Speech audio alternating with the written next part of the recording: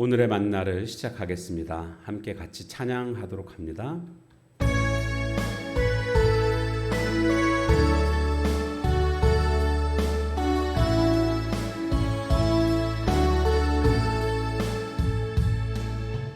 이제 내가 떠나도 저 천국 가도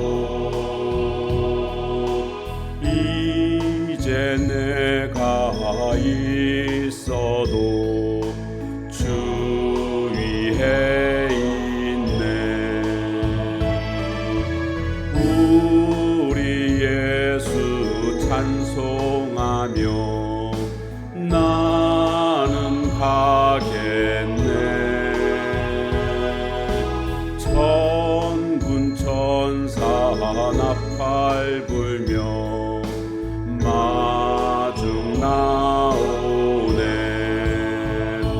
그러므로 나는 사나 죽으나 주님의 것이요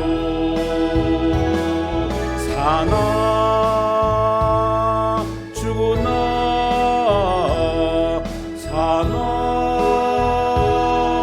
죽으나 날 위해 피 흘리신 내 주님의 것이요.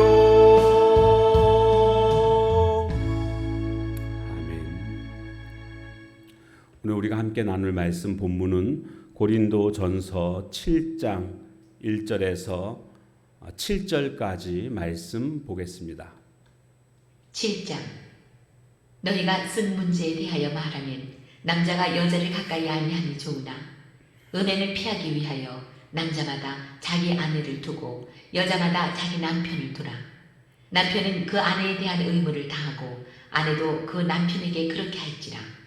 아내는 자기 몸을 주장하지 못하고 오직 그 남편이 하며 남편도 그와 같이 자기 몸을 주장하지 못하고 오직 그 아내가 하나니. 서로 분방하지 말라. 다만 기도할 틈을 얻기 위하여 합의상 얼마 동안은 하되 다시 합하라. 이는 너희가 절제 못함으로 말미암아 사탄이 너희를 시험하지 못하게 하려 함이라. 그러나 내가 이 말을 함은 허락이요 명령은 아니니라. 나는 모든 사람이 나와 같기를 원하노라. 그러나 각각 하나님께 받은 자기의 은사가 있으니 이 사람은 이러하고 저 사람은 저러하니라. 아멘. 요즘 많은 가정들이 깨어지고 있음을 보게 됩니다. 그리고 가정 불화의 가장 큰 원인 중에 하나가 바로 음행이라는 것도 우리는 보고 있습니다. 고린도 교회를 향한 바울의 그 명령은 무엇인가를 우리는 살펴보면서 결혼에 대한 진정한 의미를 함께 나눠보고자 합니다. 먼저 2절 말씀에 보니까 음행을 피하기 위하여 남자마다 자기 아내를 두고 여자마다 자기 남편을 두라. 남자는 아내를 두고 여자는 남편을 두어라. 그 이유가 뭐라고요? 음행을 피하기 위해서. 그러니까 결혼하지 않게 되면 음행의 죄를 저지를 가능성이 굉장히 높다라는 겁니다. 그렇기 때문에 결혼을 해야 된다라고 말씀하고 있습니다. 결혼한다라는 것은 한 몸을 이루게 된다라는 것 아니겠습니까? 지금 우리가 살고 있는 이 시대는 굉장히 성적으로 문란한 시대라는 것을 알고 있습니다. 하나님께서는 그러나 부부라는 그 울타리 안에서 성을 허락해 주셨습니다. 금지된 그 선을 넘어가면 안 됩니다. 그럼 죄입니다.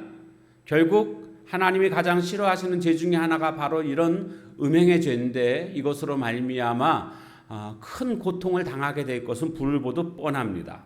그래서 우리는 늘 이 음행의 문제를 좀 심각하게 생각하고 또한 늘 경계하는 그런 모습이 되어야 합니다.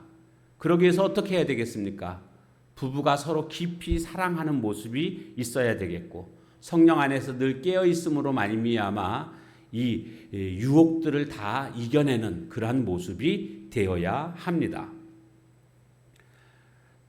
또 두 번째로 남편과 아내는 서로 의무를 다하라 이렇게 명령하고 있습니다. 의무를 다하라. 3절 말씀을 보게 되면 남편은 그 아내에 대한 의무를 다하고 아내도 그 남편에게 그렇게 할지라. 그러니까 남편의 의무가 있고 아내의 의무가 있다라는 뜻인데 성경에 보니까 남편은 아내를 사랑할 의무가 있습니다. 그것을 그리스도로 비유하고 있는데 그리스도께서 교회를 사랑하신 것 같이 아내를 사랑하라 이렇게 말씀하고 있습니다. 근데 교회를 사랑하셨다라는 것은 무슨 뜻이냐면요. 성도들을 살리시기 위해서 십자가에 돌아가셨거든요. 그러니까 죽기까지 사랑해야 된다. 그런 뜻이 되겠습니다. 반면에 아내들은 남편들에 대해서 복종하라 이런 말씀이 나오고 있습니다. 그 이유는 아내의 머리됨이다. 남편의 머리됨을 인정해야 된다라는 겁니다. 그것을 그리스도와 비교할 때에 그리스도께서 교회의 머리됨과 같이 남편의 머리됨을 인정하라, 즉 복종하라 이렇게 성경은 우리에게 말씀해 주고 있습니다. 그래서 부부는 서로 의무가 있는데 사랑해 줘야 할 의무가 있고 또 복종해야 할 의무가 있다라는 겁니다. 우리 몸은요, 내 것이라고만 주장해서는 안 됩니다. 내 것임과 동시에 4절에 보면 자기 몸을 주장하지 못하고 이런 말씀이 나옵니다. 그러니까 남편도 자기 몸을 주장할 수 없고요. 아내도 자기 몸을 주장할 수 없다. 이것은 무슨 뜻이냐면 이 내 몸이 내 것만이 아니라 배우자의 것이기도 하다라는 뜻입니다. 그러니까 의무를 다해야 된다라는 거죠. 근데 대부분 의무를 이야기할 때 또 책임이 등장하게 되지 않습니까? 자기의 의무를 다 하고 그리고 그 다음에 상대방의 책임을 이야기를 해야 되는데 어떻습니까? 자신의 의무를 망각하고 상대방의 책임만을 강조하는 이렇게 되면 부부가 싸움이 벌어지는 것은 불보듯 뻔합니다. 내가 먼저 남편으로서 아내로서의 의무를 다하는 그런 모습이 되어야 하겠습니다. 그리고 특별히 기도할 때 외에는 분방하지 말아라 이런 말씀이 5절에 나오고 있는데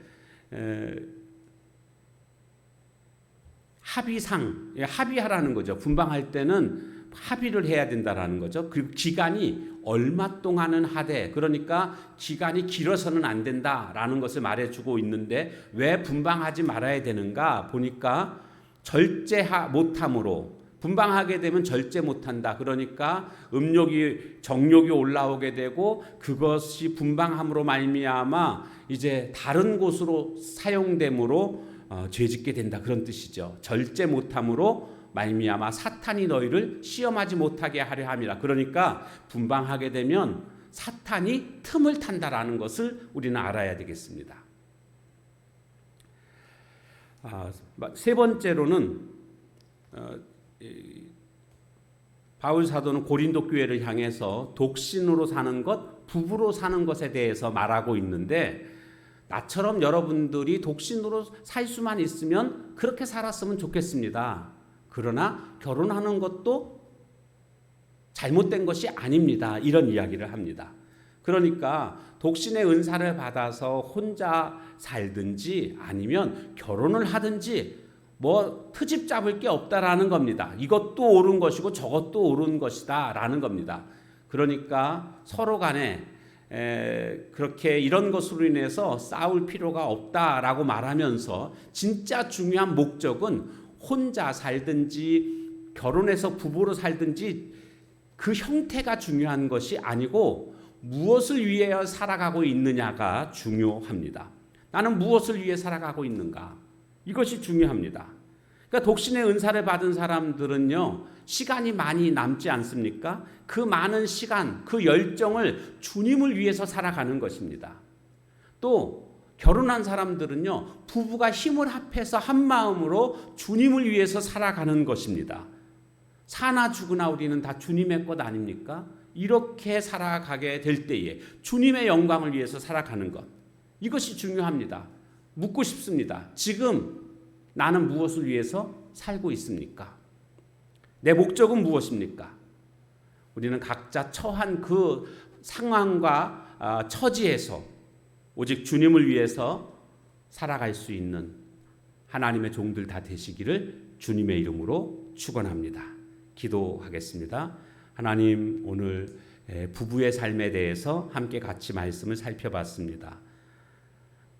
부부간에 사랑하고 또 복종하는 아름다운 모습들이 있게 해주시고, 무엇보다도 혼자 살든지 부부로 살든지 지금 각자 처한 위치에서 주님을 위해서 살아가는 저희들 모두가 되게 하옵소서. 예수님의 이름으로 감사하며 간절히 기도하옵나이다. 아멘.